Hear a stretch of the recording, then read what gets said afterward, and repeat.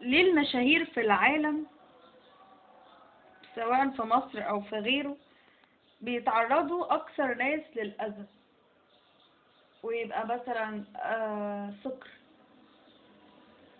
اترفع اصل كان عليه قضية سكر عشان كان سايق وهو سكران، معرفش عمل ايه حرام مع بنت، معرفش اغتصب مين، معرفش بقى اذى مين، معرفش خبط مين بعربيته، معرفش زعق في مين. ليه بقى؟ اولا الفن من الحاجات، او الغنى والتمثيل والوسط ده من الحاجات اللي هي عبارة عن ترفيه، ودي موهبة مش اساس يعني دي ممكن تكون عند ناس وناس تانية لا. وبالتالي هو ده وقت الترفيه او الفصلان بتاعنا بس، مش دي الحياة الكلية بتاعتنا، او مش دي كل حياتنا. فالممثل او الفنان بيكون في البداية قبل ما يتشهر بيتكلم عادي وناس قليلة تعرفه، بياكل عادي، عايش وسط الناس عادي، وبقت الناس واحدة واحدة مع بداية الشهرة المجتمع بسيط ثم مجتمع كبير. فالموضوع بيبتدي يتحول معاه من إنسان عادي لإنسان الناس كلها عارفاه، مش بس الناس كلها عارفاه، لا ده معاه فلوس كتير. وممكن لو حالته المادية كانت بسيطة تبتدي تبقى حالته المادية غالية جدا أو غني جدا. فالإنسان تحوله من فقير لغني قوي، أو ممكن يكون كان فقير قوي يتحول العكس، ده بيعمل حاجات كتير وحشة. أولا الكبر، ما هو ناس ياما قوي بتبقى عارفاه وحباه، عشان احنا حطينا ان العادي والسائد ان الشخص اللي يبقى مشهور يبقى مغرور. مش بالطبع، مش صح. احنا اللي عملنا ده على فكرة، هو ملوش اي دعوة بيه. حاجة للتقديس، حاجة من الحاجات اللي الدكاترة النفسيين قالوا عنها، التقديس للأشخاص، تمجيد للناس، ده اللي بيعمل مشاكل. هو ما طلبش التقديس، الناس اتفرجت على حد قدم أغنية، فيلم، مسلسل، الله ايه الحلاوة دي، حلوة قوي، حلو، بس شوف ليه؟ علشان هو إنسان وارد يصدر منه حاجات وحشة برضو، ووارد يغلط، وارد يطلع في لقاء يقول كلمة مش صح. بدل ما ننهار عليه بالخناق، لا نبقى بالراحة بقى، ده بني آدم عادي زيه زينا، الفرق بينه وبيننا إنه زي رجال الأعمال مثلا معاه فلوس كتير عادي. إن هو رجل الأعمال إيه فرقه عن المغني؟ إن هو معاه فلوس بس وبعد اللي معاه فلوس هو مشهور، أو معاه فلوس، أو مشهور إنه معاه فلوس، لكن مش بيغني أو ما عندوش موهبة، ما عندوش موهبة الغنى يعني. ورجال الأعمال إيه مناسبة إن هم يبقوا مشاهير؟ أيوة، ده دليل قاطع على إن مصر فيها تسريب بيانات رهيب. انت عرفت منين ان الممثل او الفنان ده غني؟ ما ممكن يكون حقق مشاهدات بس، او مشكلة اليوتيوب اللي بقى يظهر. التلفزيون المصري ما كانش بيجيب الممثلين والفنانين معاهم قد ايه فلوس، او في قد ايه نسبة مشاهدات حصلت على الفيلم او الاغنية.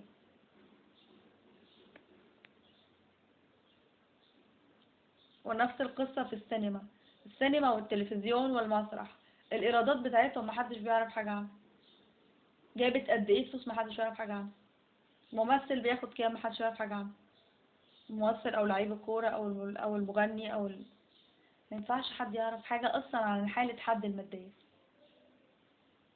اليوتيوب بقى يفضح مع فلان عمل اغنية وصلت مش عارف 10 مليون، 5 مليون، 6 مليون، وهو نفسه كمغني بيطلع يفضح نفسه. يعني انت كده معاك فلوس، لو حسبنا المليون، الالف مشاهدة بقد كده، المليون بقد كده، 6 مليون بقد كده، مش كده؟ وهو استفاد ايه كده؟ حسد وحقد وقر.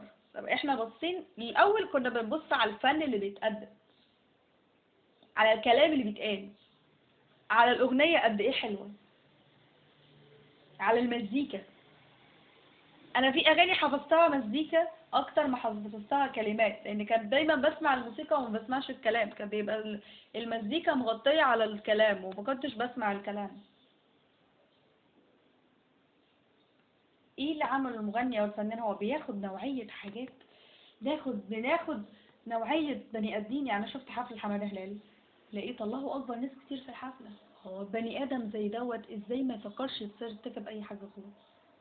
ما هو الاقي ناس ياما قوي بتشوفه وبتسقف له، فده هيخليه غصب عنه يتصرف تصرف خاطئ على اساس ان الناس هتسقف عليه برضه.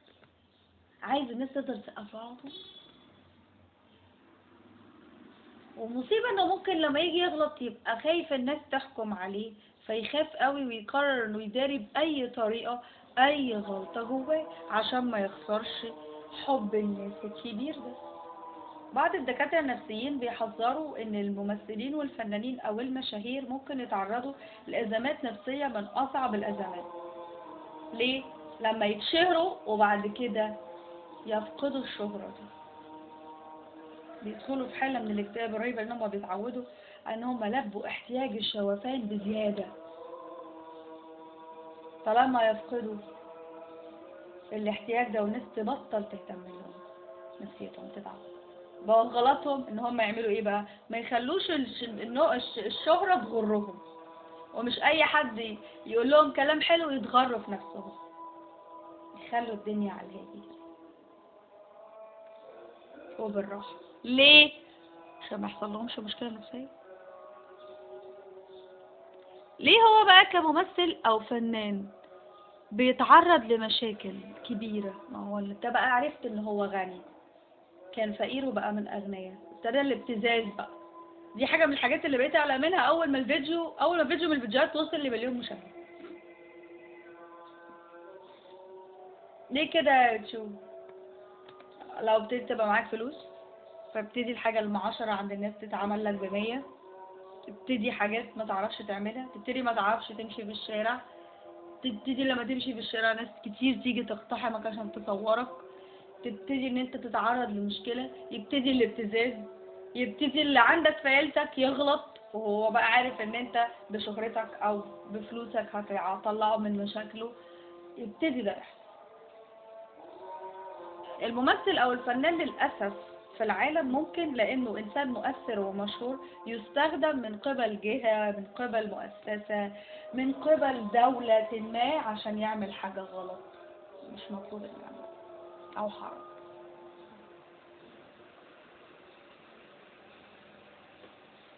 في كتير ممكن تكون ناس لا داعي لذكر اي حد يتقال ان هو بيتاجر في المخدرات او عليه قضية مخدرات علشان هو مشهور قرر يستغل سلطته. ممكن جدا ما يكونش هو ليه اي علاقة، كل قصة ان هو عشان اتشهر وبقى معاه فلوس، ناس بلطجية تجار مخدرات اي مكان راحوا له وابتدوا يستخدموه علشان يوزع لاكبر عدد ممكن من الناس المخدرات، فبقى هنا هو محتاج للجهاز الامني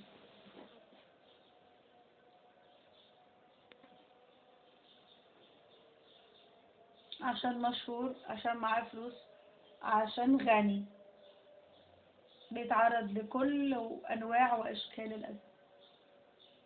مين غني في مصر معناش؟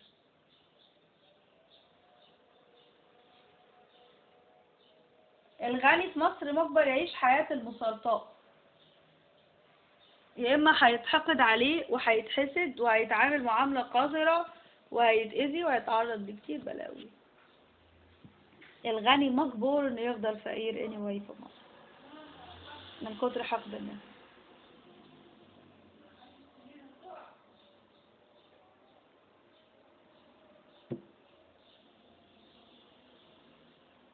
انا عندي مشاكل كبيرة، بيصعب عليا بجد الناس اللي بتبقى مشاهير، اللي فكرت ابقى واحدة منهم في يوم من الايام، انه برغم فلوسه وشهرته انه في النهاية انتهى انه توفى بمرض ومحدش اهتم ليه، وفضل في المستشفى بيعاني ومحدش اهتم ليه.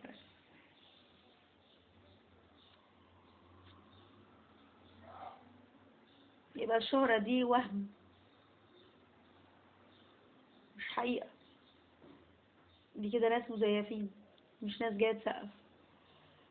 في ناس المغني المشهور تشستر، الشاب ده صاحب فرقة لينكن بارك المعروف. الشاب ده كان بيتعب اكتئاب شديد رغم ان هو كان الاشهر في عصره، ومات. مش شغلش بال حد ولا حتى الاعلام. المغني المشهور مش شغلش بال الاعلام، لا العربي ولا الاجنبي، وقت وفاته اصلا. اشهر فرقة اغانيها عملت ملايين المشاهدات، ووفاته ما شغلتش بال حد خالص. طب الشهرة دي وهم، انت بتشير ليه؟ كل اللي دي شافتك وسمعتك، في النهاية ايه؟ جيت تعبان محتاج حبة فلوس، ما لقيتش حد.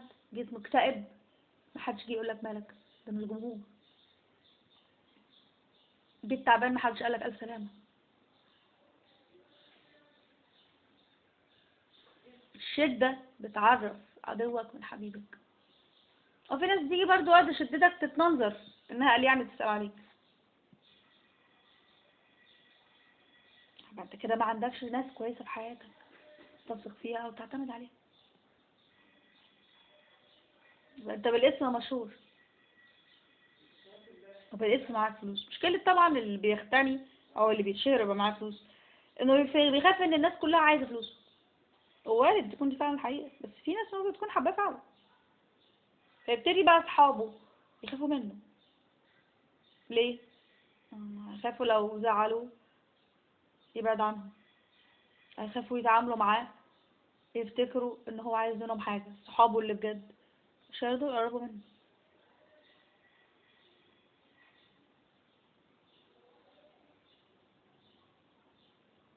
صحابه اللي بجد مش هيرضوا ان هم يقربوا منه، علشان خاطر بقى، خصوصا بعد ما اتشهر. ليه؟ هيخافوا ان هو فلوسه وشهرته تخليه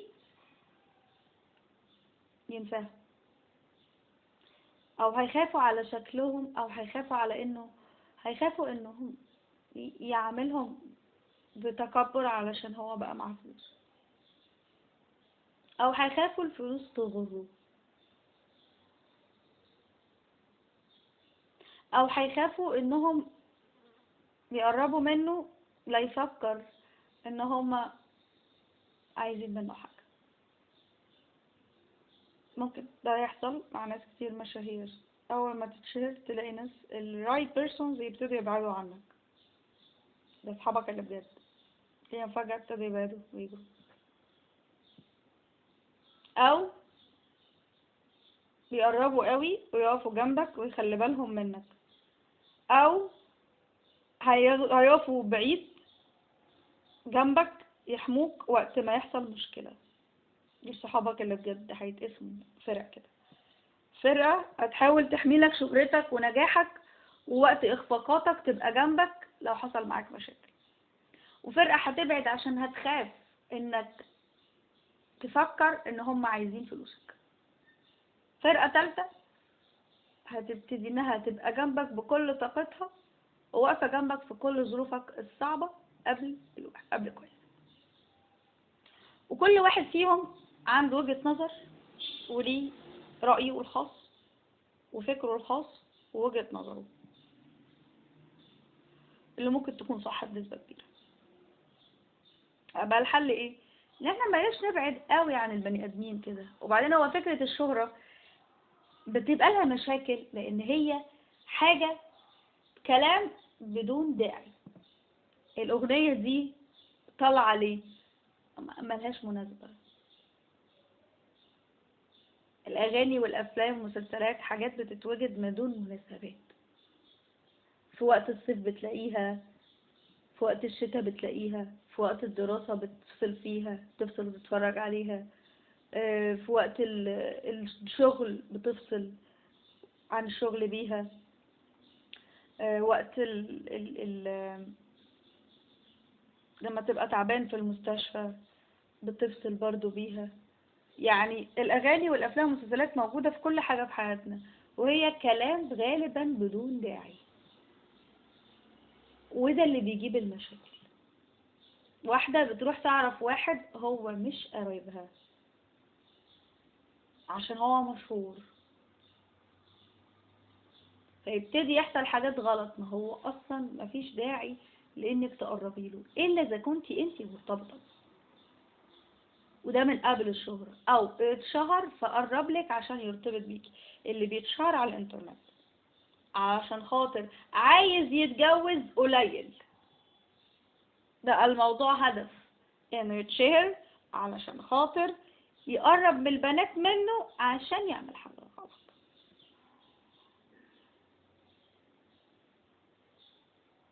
وده اللي بيعمل المشاكل، الشهرة بدون داعي.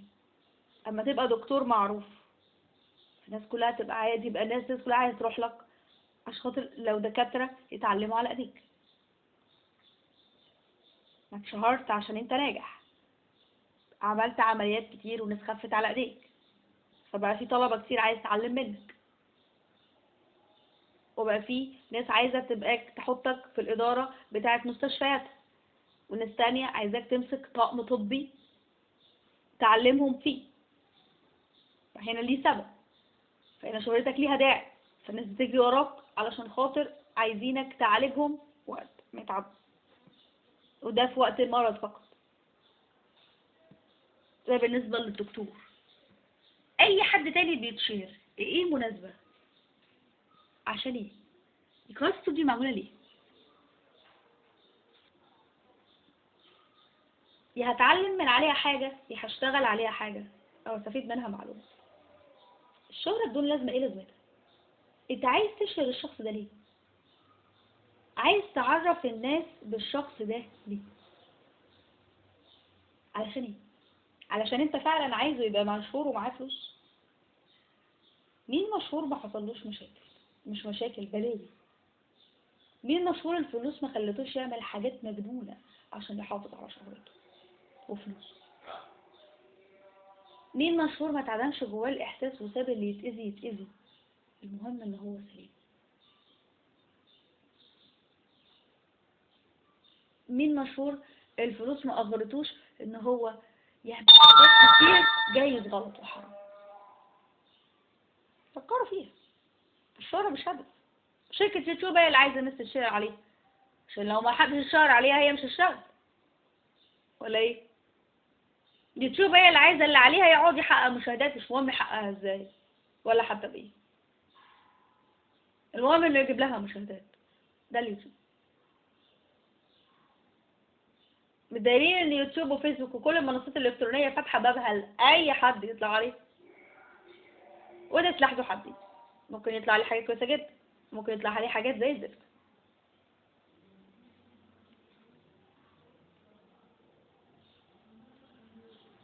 انت بقيت بتجري ورا حاجة انت نفسك مش فاهم بتجري وراها ليه، انك تتشهر. طب هل انت عارف انت عايز تتشهر ليه؟ ايه هدفك واحلامك؟ المفترض تبقى محدد اهداف. الشهرة وسيلة للوصول لغاية، مش هدف في حد ذاته. مفيش ايه حاجة اسمها انا عندي هدف ان انا اتشهر. انا عايزة اتشهر عشان اصلح مشكلة في الحتة الفلانية، اعرف الناس حاجة معينة. ان انا بتشهر عايز الناس تشوفني بايه، اعرفهم ايه، اقول لهم ايه. لما انا بطلت انتمي لحته ان انا ابقى قريبه من الناس وابقى مندمجه قوي مع الناس، وبقيت اقلل معاملاتي، ما بقيتش حاسه ان انا محتاجه اتشهر. بالعكس، انا انسانه عشان اعيش حره بقيت محتاجه ان انا انزوي اكتر. وفي عصر الانترنت انت بقيت محتاج المساعد يعلمك ازاي تحافظ على حياتك الخاصه وعلى خصوصيتك. كل من هب ودب اي حد بيطلع على النت، واي حد بيقول اي كلام، واي حد بيعمل اي حاجة، ودي مصيبة. انا بشوف ناس بتقدم محتوى على الانترنت، ما بيعجبنيش غير الناس اللي بتقدم محتوى اكل، او بعض الناس اللي بتقول ارائها في حاجات معينة بتعجبني، او في امور بتحصل في البلد، او ناس بتقدم معلومة. الناس اللي بتحكي في مشاكل او بتقول حاجة شخصية عنها او بتحكي عن اخبار ما تخصنيش او اخبار سياسة، الناس ما تقولش اشوفها ليه.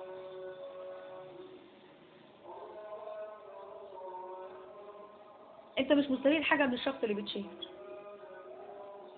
على الاقل ما تضروش. هو بني ادم زيك، بيعمل صح وبيعمل غلط. الفرق بينه وبينك ان هو مشهور ومعاه فلوس اكتر منك. هو بقى انسان مشهور في مصر، فرضا سين او صاد او عين من الناس، بقى معاه 10 مليون جنيه، راح ابتدى يفتح سوبر ماركت او بقى يفتح شوية محلات. طب ما لو هو ممكن يطلع فلوسه دي بره البلد.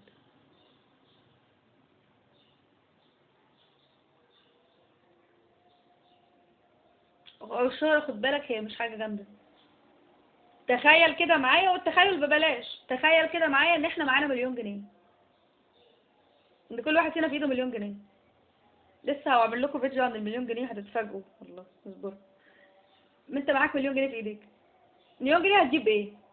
لو قلت لسه في مكتب سمسرة بتجيب شقة 950 ألف مليون بس. شقة، هي شقة. مليون جنيه هتجيب شقة. طب عشان تعرف تشتغل بيها، هي لو انت هتاكل بيها 10,000 جنيه في الشهر، هتصرفهم 10,000 جنيه في الشهر، المليون جنيه هيقعدوا معاك 10 سنين بس.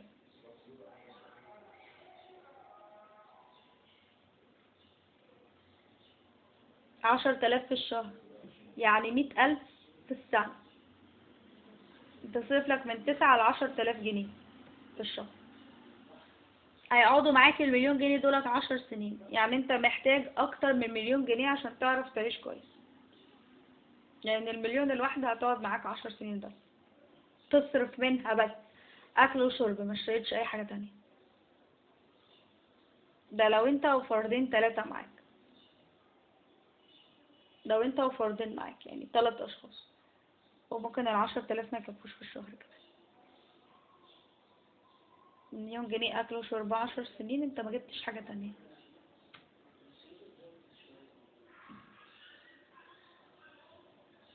عايز يبقى معاك عربية، عايز اي مكان، هي كل الفلوس موجودة وفي كل حتة.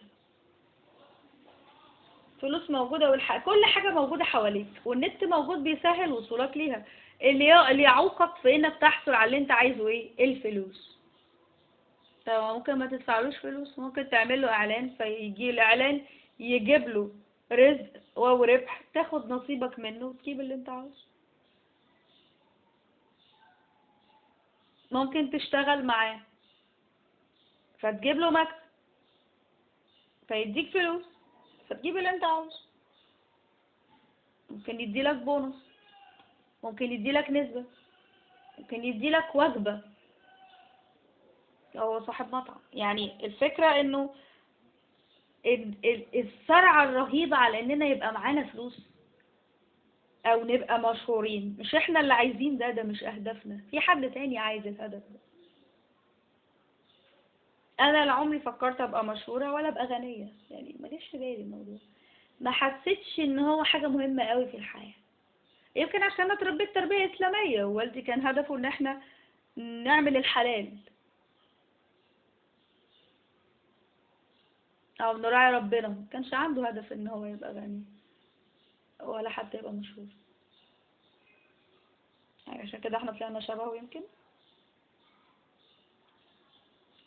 طيب سؤال، يعني مع احترامي للممثلة او المغنية، استفدتي ايه لما انت طلعتي عريانة دلوقتي؟ يعني انت من حقك انك تقعدي مستورة في بيتك، ومن حقك ان محدش يبص على جسمك،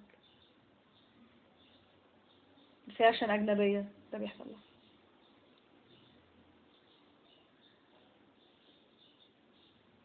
انا مش هعملها تراجيديا. التعري حرام، وانك تفوت شهرة التعري كمان حرام اكتر. بس كل انسانة من حقها تلبس اللي هي عايزاه، بس انها تبقى عريانة قدام الناس سواء على التلفزيون او في الشارع، انا مش متربية بالثقافة دي، فانا ما اقدرش اعمل كده. يعني انا مش شايفة ان العري حرية. لما جيت قلعت الحجاب اتأزمت نفسيا، وبعدين جربت قعدت حتى في البيت مع نفسي لما بلبس شورت ونص كم بعاني. تعالي اقفي في المطبخ اعملي الاكل، هتتلسوعي من كل حته. اغسلي الغسيل، هتتبلي من كل حته. نضفي الارض، لو في كلور هينزل على هدومك، هينزل على جسمك، بدل ما كان هيبقى على الهدوم.